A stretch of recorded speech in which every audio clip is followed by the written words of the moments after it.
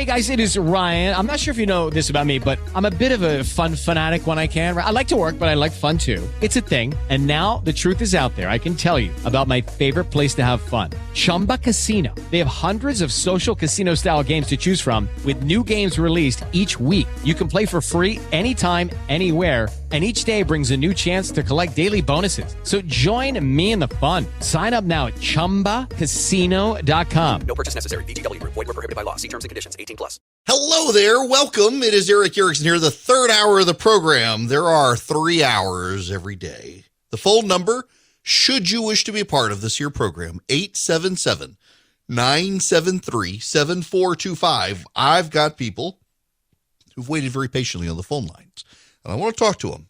But I got to tell you something.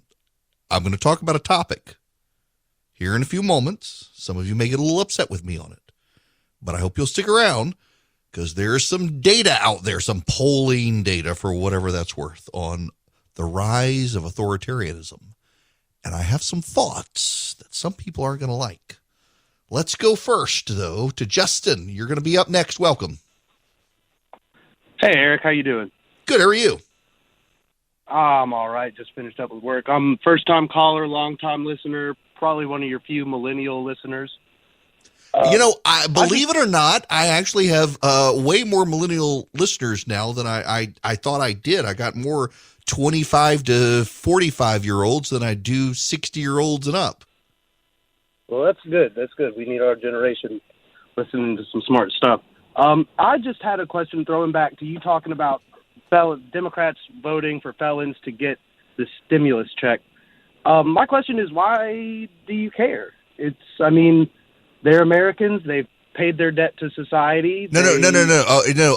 You and I probably see eye to eye on this. If you're out of jail, why shouldn't you get the check if everybody else gets the check? No, the problem is that the checks went to people who are still in jail. Oh, okay. I must have hopped in the car right at the tail end. Yeah, no. That's the problem here. So, Tsarnaev, the Boston bomber, who's in, yes. I guess he's on death row. He got a stimulus check. Wow. Yeah. I agree with you. I think if you've done your time and you're back in society, we need to get you back in the workforce and help you out. And I actually think Republicans need to go a little further than they have in that level of criminal justice reform for people who they screwed up. They made a mistake. How difficult it is for people to get jobs once they've left prison and rehabilitate their lives is something we all need to be more concerned with, and I don't think it gets enough attention. But I'm appalled at the number of people who literally are in prison and got stimulus checks. Yeah, that's surprising to me that's even a debate.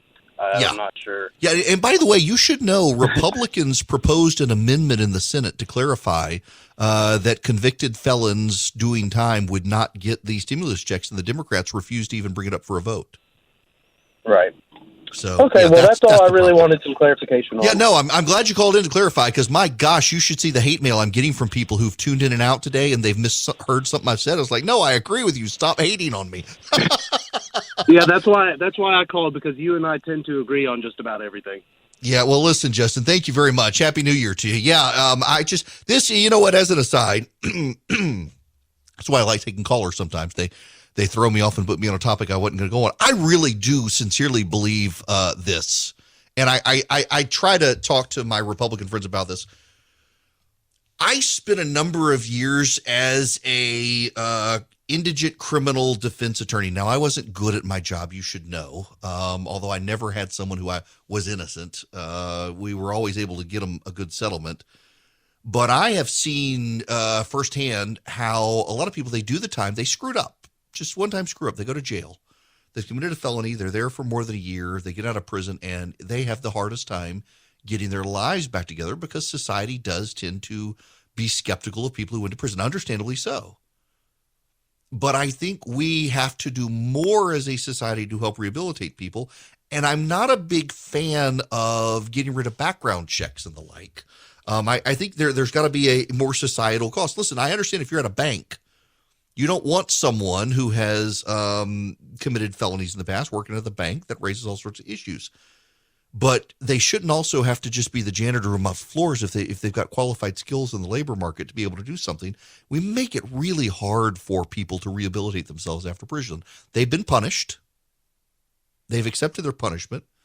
Now we got to help them get back on their feet. And there are some great prison ministries out there that really do help. This is one area where the church has really stepped up to the plate in the United States with prison ministries that rehabilitate people. But y'all, it's something I think Republicans, we oftentimes don't think of. We're looking at punishing the criminal lawbreaker. Okay, we've punished him now.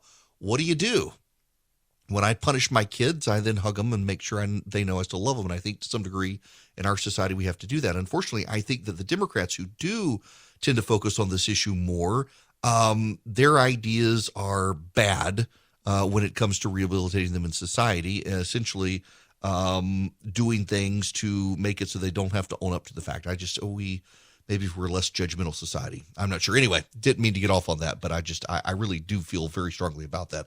One more call, and then I got to make all of you mad. Tracy, you're going to be up next. Welcome.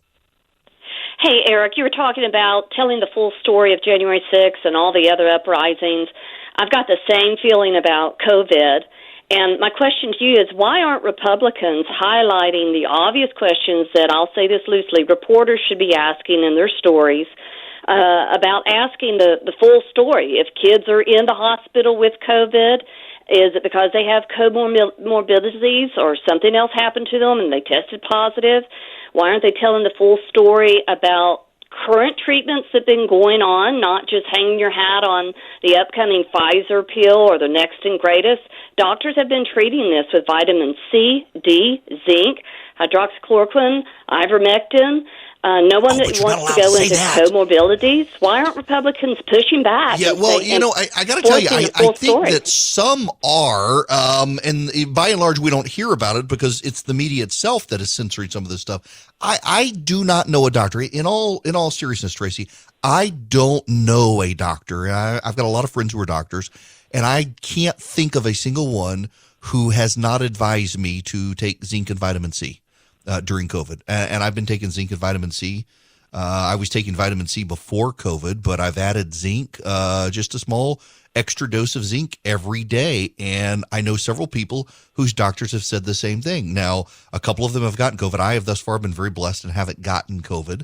But I know a number of people who have, and they attribute their reduced symptoms to those extra vitamins. My own doctor has told me. The Atlanta Journal-Constitution should have on the front of their paper, it's a matter of when you're going to test positive with COVID. Talk to your doctor now about how they're going to treat it. And if your doctor tells you go home and wait until you feel worse, get a new doctor. Yes, amen to that. And Biden is going to be given a pass again because he's telling people, well, if as long as you feel okay, stay home, don't get tested.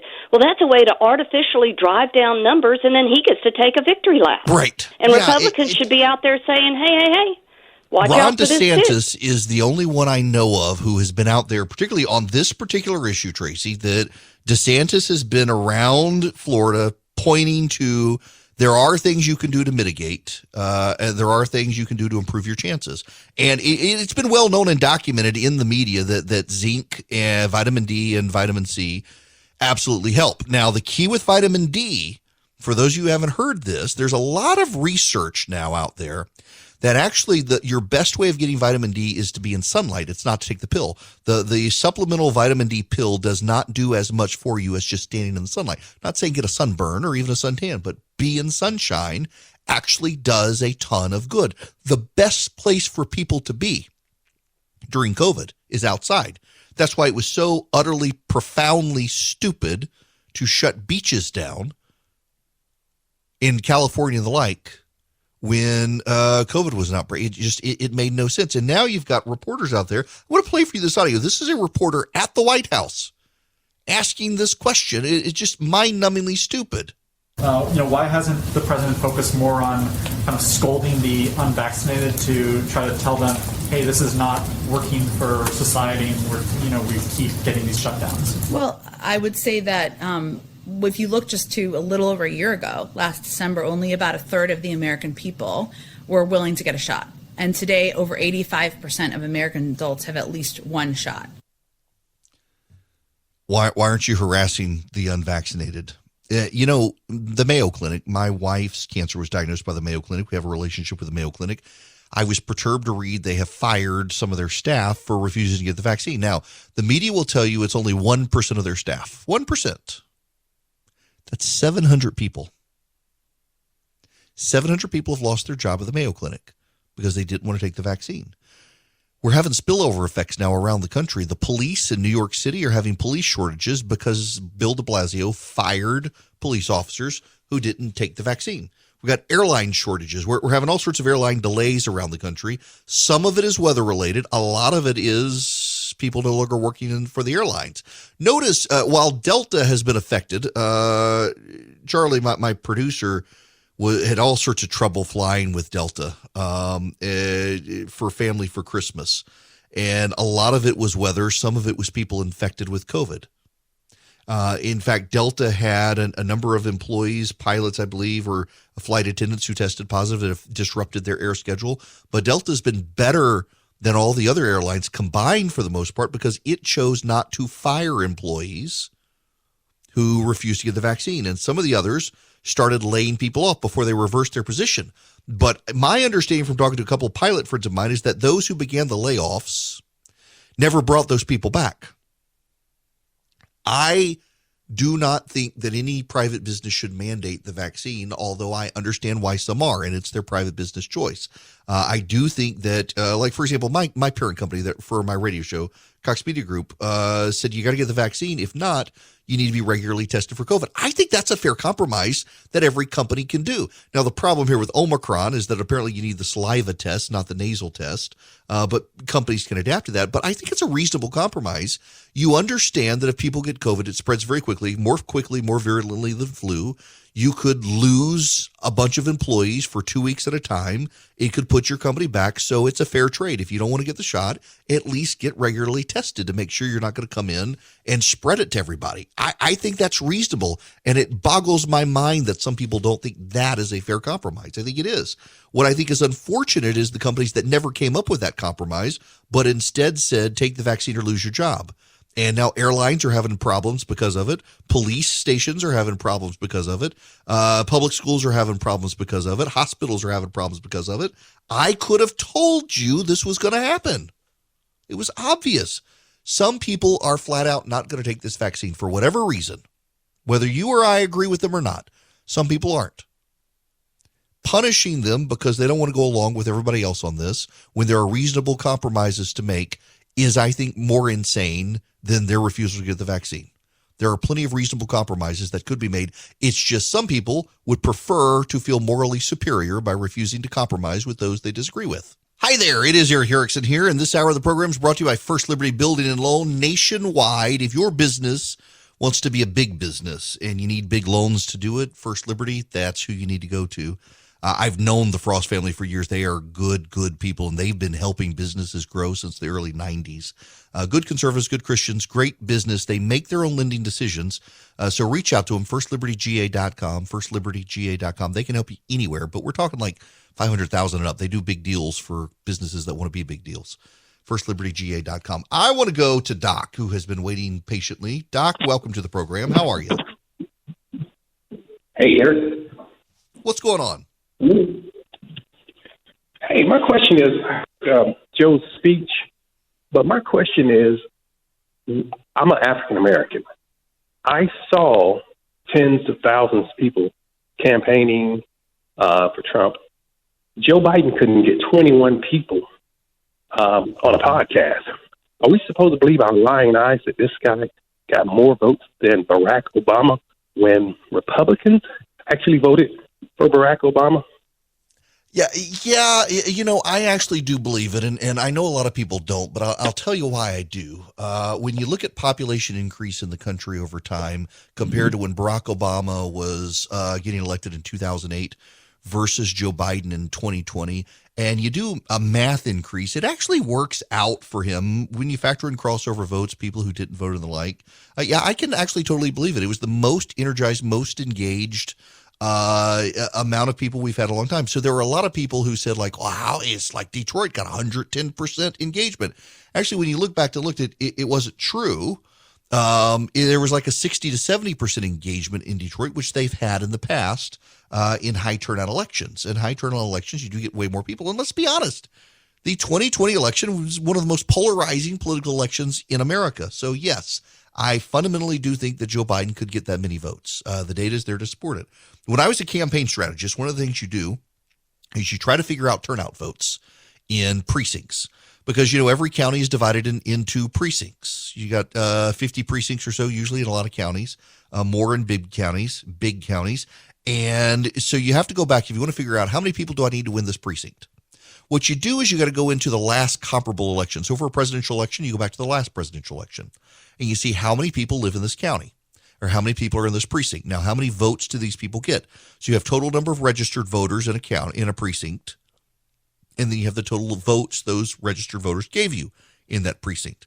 What you then have to do is take your current precinct registration number and see how much it's increased. And so if somebody won, now y'all, I went to law school, so I don't have to do math, so bear with me here.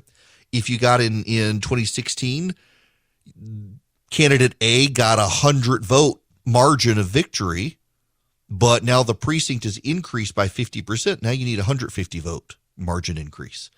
And you could do that. And what you see around the country is in a lot of areas, not only was there a massive increase in registered voters because Democrats poured efforts into doing voter registration in ways Republicans bragged about doing in 2020 and didn't actually do, but there's also been a population increase in the country that's been reflected in the census. Between those two things, you weren't seeing 110 and 120% increases like people claimed, but you were seeing in some areas of the country, you were seeing upwards of 80, 90%, and in some areas of the country, 100% turnout in precincts. And it's possible for that to happen. It actually is. Just because you've never seen this happen before doesn't mean it can't happen. George Bush in 2004 got 51% of the vote. No president in a very long time had gotten 51% of the vote. And then Barack Obama came along in 2008 or 2012, whichever one it was, and he got 51% of the vote. But his 51% of the vote was far higher than what George Bush had gotten in 2004. And a lot of Republicans said, this can't be so. There's no way. But it was. And then you jump to 2016, and in Erie County, Pennsylvania, Donald Trump got something like, there was something like a 75% turnout, and Donald Trump blew it out of the water with a 10 or 15% vote. And the Democrats said, there's no way this could be. Actually, yes, there was. Just because you haven't seen that turnout before doesn't mean it's not possible. The numbers were there to make it happen. And whether you want to admit it or not, Donald Trump was a highly divisive figure in presidential politics. Just consider Georgia. Whether you believe it was legitimate or not, you do understand that Joe Biden won by 11,400 votes. Did you know there were 30 to 35,000 people who didn't vote in that election? I say 30. A buddy of mine who works for the Secretary of State texted me and says it's more like 33,200 people. But 30,000, good round number, 30,000 people refused to vote in Georgia in the presidential race. Now, you think that's a big number. In 2016, it was 100,000 people refused to vote.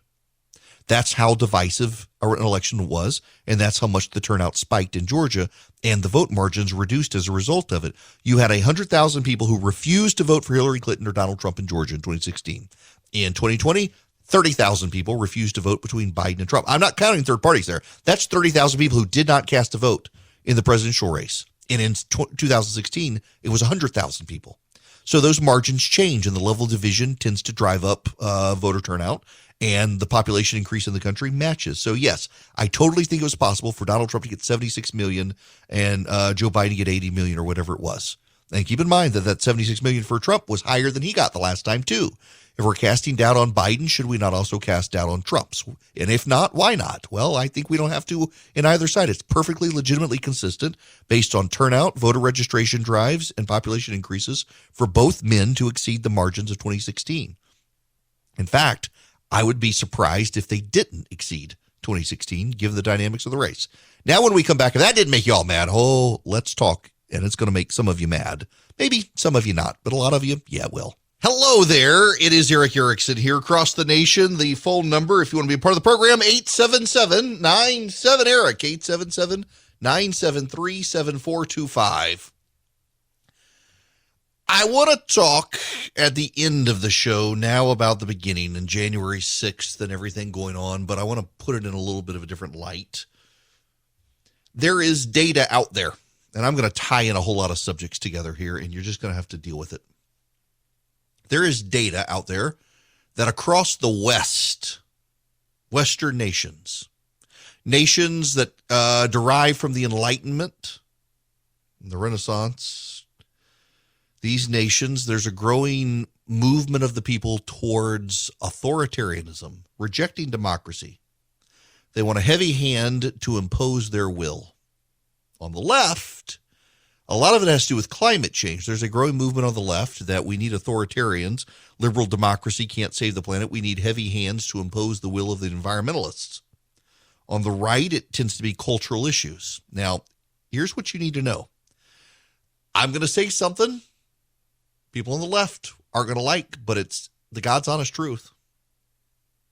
More people will go to the polls in November concerned about the young man pretending to be a woman on the swim team in Connecticut, or wherever the college is, than will go concerned about January 6th. More people will go to the polls upset that boys are pretending to be girls to get swimming scholarships than will go to the polls upset that January 6th ever happened. That's just the truth. You may disagree. You would be wrong. These culture war issues matter. And it matters more and more because a lot of people feel like an intellectual, godless elite have disproportionate say in how society should work. And most people don't go along with that agenda. But wait, there's more. I have told you for some time about the power shortages that are coming. By the way, this is directly related to the transgender swimmer. The power shortages in Europe are, believe it or not, they are. Just bear with me here. In Europe, they're having growing power shortages. The United States was warning 6 months ago. The United States envoy to Europe for energy issues was warning that Europe was not doing enough to build up its liquid natural gas supply. European reserves were emptied out. They weren't building them up. Not only were they not building them up, they were taking off more power plants, coal plants, and nuclear plants in Europe. So the United States was telling the Europeans 6 months ago, you're in for a major crisis this wintertime. You're going to be more and more dependent on Vladimir Putin. And in fact, this is exactly what's happening. The Europeans look like they're going to have to use the Nord Stream pipeline to pump natural gas from Russia into Europe to be able to warm their homes. They're going to be held hostage by the prices of Vladimir Putin. They're going to put money in his pocket, which they don't want to do because the European technocrats did not plan properly. In the same way, the European technocrats have spun up an anti-immigration movement by allowing too many people across the border into Europe from Turkey and elsewhere in ways that have deprived Europeans of jobs, fueling grievances. And then we see that in this country as well with technocrats around this country. Look at it with the inflation issue right now in the Federal Reserve. The Federal Reserve refusing to do anything that they could do to help inflation, even though that's one of their primary responsibilities, because they didn't want to hurt the economy that was growing, and they didn't want to hurt Biden, and they didn't want to cause problems with the COVID situation, which is all understandable to a degree, except one of your primary jobs is dealing with inflation. And now they're going to have to rush it, and it's put markets in turmoil. All of these things, from the transgender swimmer to the American Federal Reserve to the power issues in Europe, they all have a common thread through them. Increasingly, this country relies on, and the world relies on, technocratic elite. And the technocrats believe that they can put in mathematical equations to figure out how people operate and what people should accept. And they also tend to not be grounded in any level of humility or a view of God. People are emotional animals. People are not spreadsheets, nor are people algorithms. People are emotional animals. Economics is the one social science that has a lot of credibility to it. It's the closest that can be derived from math because people as a group tend to be predictable in how they operate, but people individually are not. Those individual attributes can sometimes throw the group into conniption fits that can't be predicted, but generally patterns are repeatable and predictable, therefore can be measured.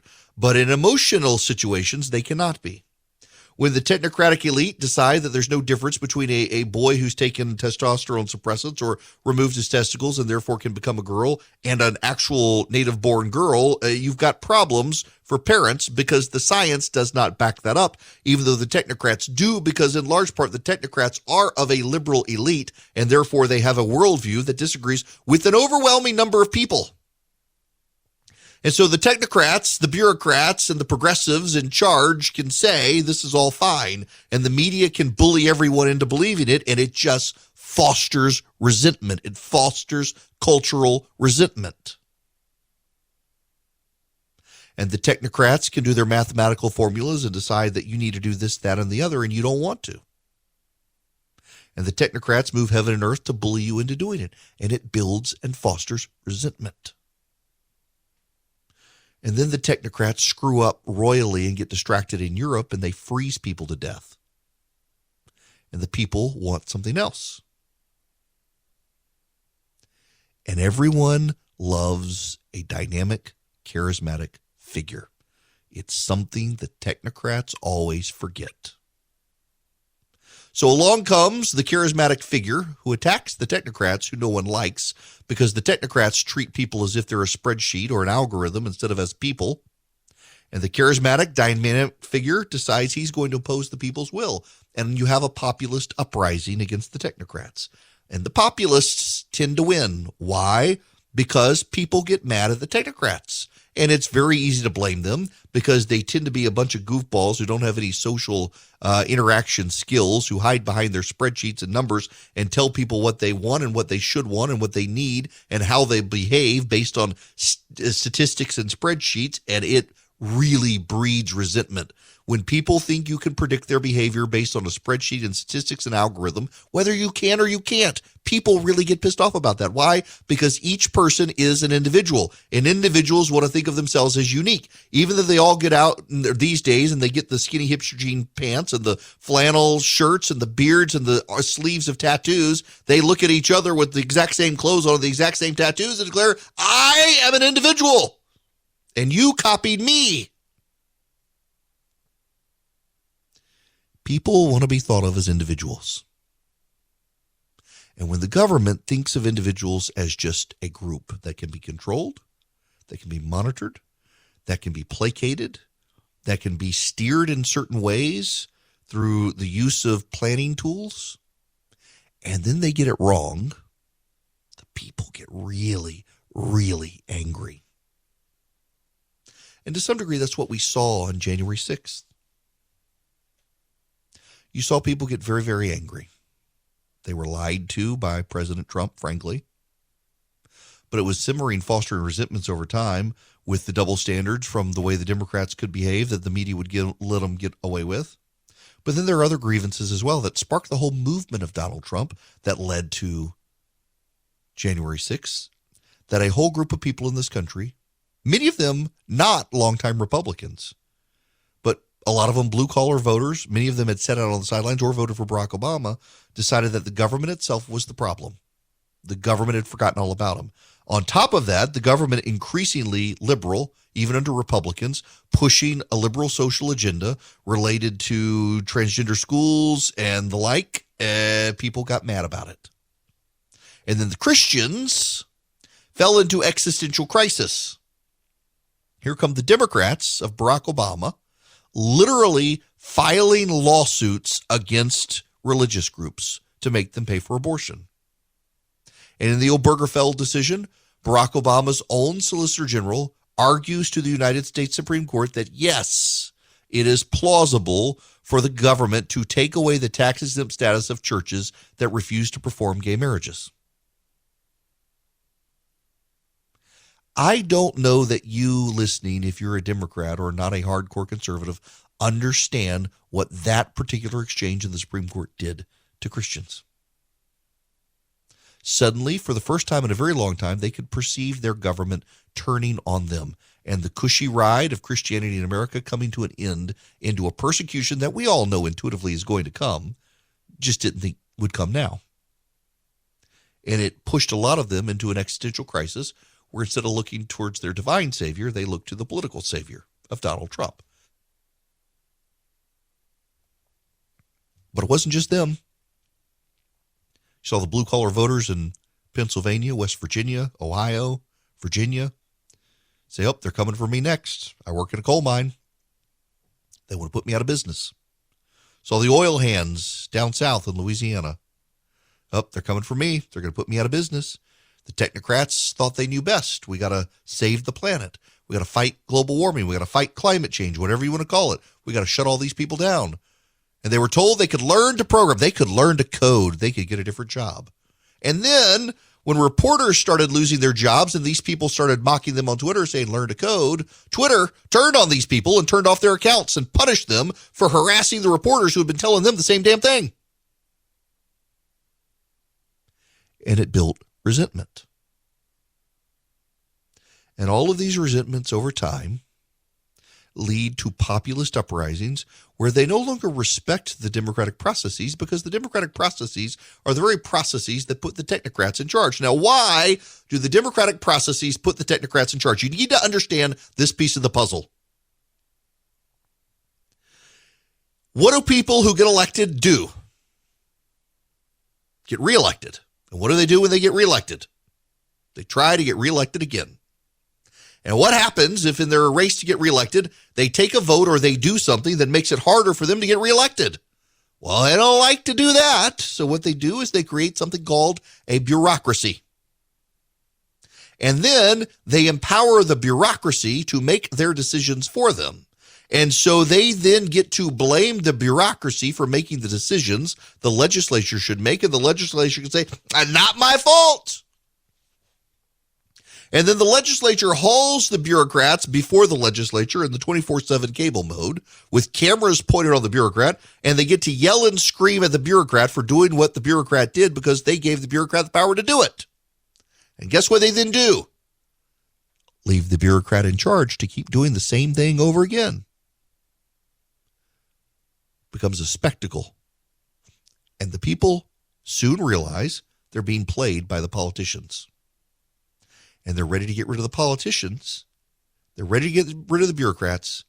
And they're ready to break it all apart. There are a series of TV shows that are coming out these days. More and more, they're nihilistic. They're just apocalyptic. One I've been watching on Amazon is The Wheel of Time. It's based on a book series. And it's essentially history repeats itself. It's got all sorts of pop religious stuff and historic religious stuff in it. Not a whole lot of Christianity. Christianity kind of sets itself apart. It's the only religion that isn't salvific. You've got to actually put your faith in someone else as opposed to history just repeats itself in reincarnation and we do things to save ourselves. So there isn't a lot of it in it. But what you find is that it's all about the wheel. The wheel just turns. The wheel has no agenda. The wheel just grinds on and on it goes. People want to break the wheel. It's kind of an underlying current for part of Game of Thrones as well. People want to break the wheel. They want to break the cycle.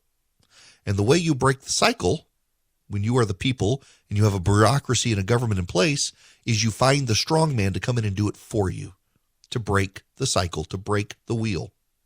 When you have the bureaucrats, the technocrats, the elite, putting boys on girls' swim teams and saying not only is it okay, but you're going to be punished if you dissent. And then those girls lose their scholarships, lose their awards, and lose their prizes. And the bureaucrats tell you that's okay, and then tell you that that boy really is a girl. And if you say he's a boy, you're going to get your social media accounts turned off, and the crowd is going to come force you out of your job. People tend to get a little mad about that. When you have the technocrats say, hey, just trust us. We've got this taken care of. We're going to get the most efficiencies out of the system that we can. And then your energy prices and your power bill go up and you freeze to death because you can't afford it because there is no natural gas and they've shut down all the nuclear and coal plants. You get a little bad. And over time, you decide, you know what, the system in place, this democratic system we put in place, this liberal democracy no longer works because what our legislators are doing is they're offloading their responsibility to someone else, abdicating their responsibility, and there's no one we can hold accountable. Let's just break the whole thing apart. And you get authoritarianism. If you want to fix it, stop relying on the technocrats and the experts. Rely on the elected officials. People are stupid, which means your legislature's full of stupid people, but guess what? That's a better system than all the other systems we tried. 2, exercise a little bit of humility. Maybe actually assume that the people know more than you. Maybe they're right culturally, and maybe you shouldn't force them to give up their culture and their values and their faith to adhere to a system you prefer. The minority sometimes is right.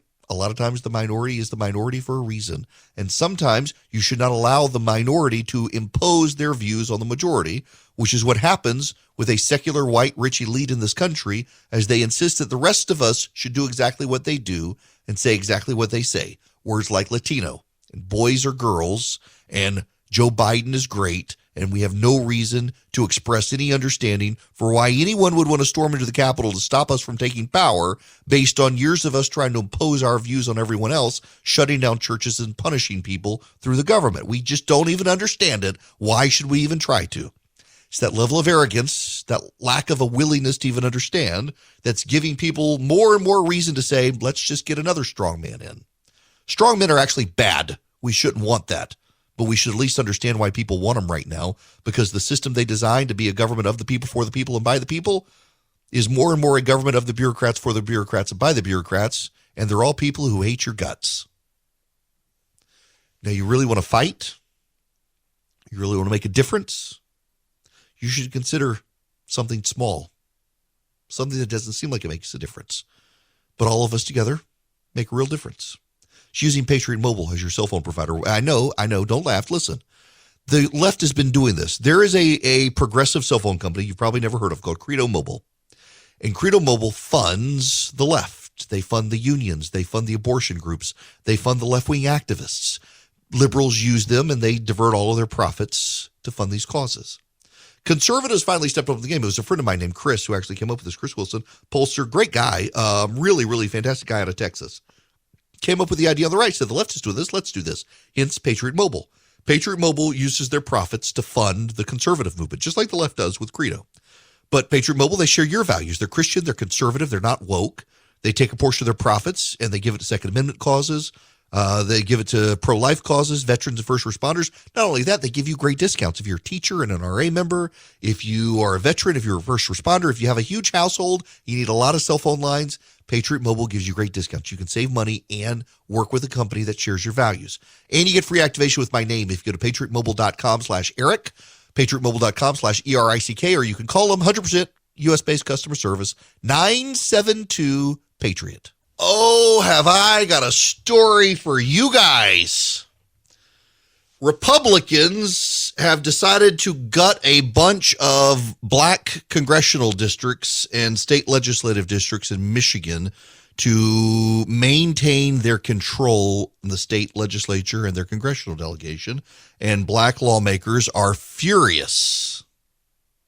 So if it's actually not Republicans doing it, it's white Democrats who have decided to do it. Yep, that's right.